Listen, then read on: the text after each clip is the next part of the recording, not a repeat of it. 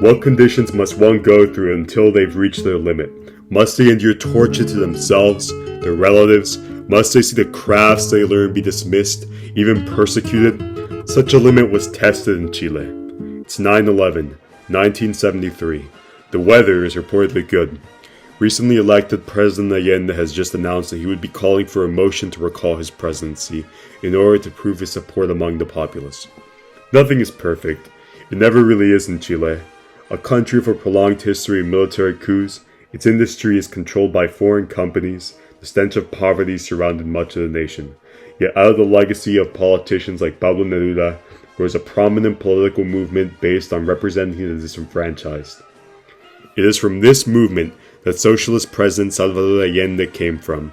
Amazingly, despite all odds, be it foreign interference or internal threats, Allende became the first democratically elected Marxist president in history. His presidency worked for a more equitable and sustainable Chile, pursuing a Chilean way towards socialism, nationalizing industries, feeding the poor, supporting the arts, and land redistribution were all vital elements of his presidency. However, such times were short-lived, as the Chilean government was overthrown in a CIA coup on September 11th, led by General Augusto Pinochet. President Allende committed suicide within his presidential palace, signaling the beginning of the fight against authoritarianism that was to come.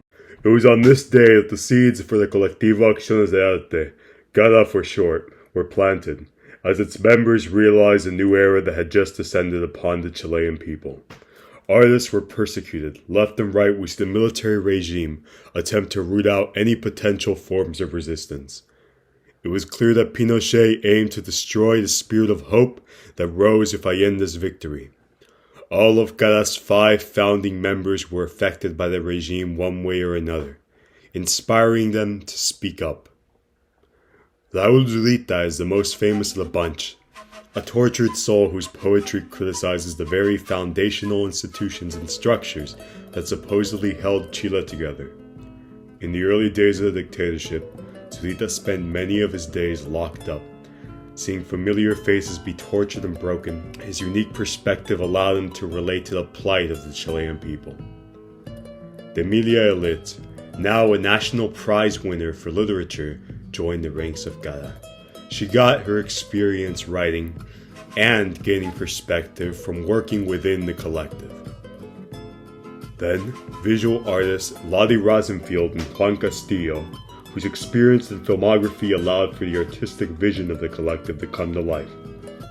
Without them, GADA's productions would not be the length they are today. Finally, sociologist Fernando Batselis, whose expertise in human behavior created new means for GADA to connect with the Chilean populace, tuning into the emotions of Chile. Unlike other resistance movements in Chile, like the violent FPMR, GADA utilized theatricality to highlight the inequities imposed by Pinochet's dictatorship, speaking what the Chilean populace was too afraid to state in the face of the dictatorship. Some of GADA's most notable works include films that metaphorically highlight themes of political violence and the role that it plays within society.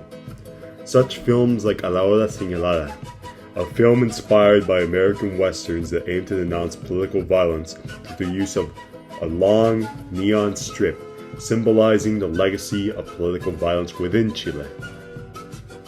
Works like La Viuda, a picture of a woman asking for sympathy in her widowhood, humanized the victims of Pinochet's purges, pointing to the new role that women had to play after the disappearance of their families. However, GADA's performances were not only through films and pictures, as Isoamerica involved the collective flying 6 small planes in formation over Santiago, bringing back memories of the 9/11 coup. They dropped down over 400,000 flyers about the relationship between arts and Chilean society. The performance was an attempt to redefine the trauma of the coup by inspiring the populace to involve themselves artistically. Finally, the No Mas demonstration proved to be GADA's most influential work, as not only did it serve to prove a point, it was a work that aimed to inspire the long-oppressed Chilean populace to speak up against the dictatorship. GADA members wrote the word no, followed by a plus sign representing more.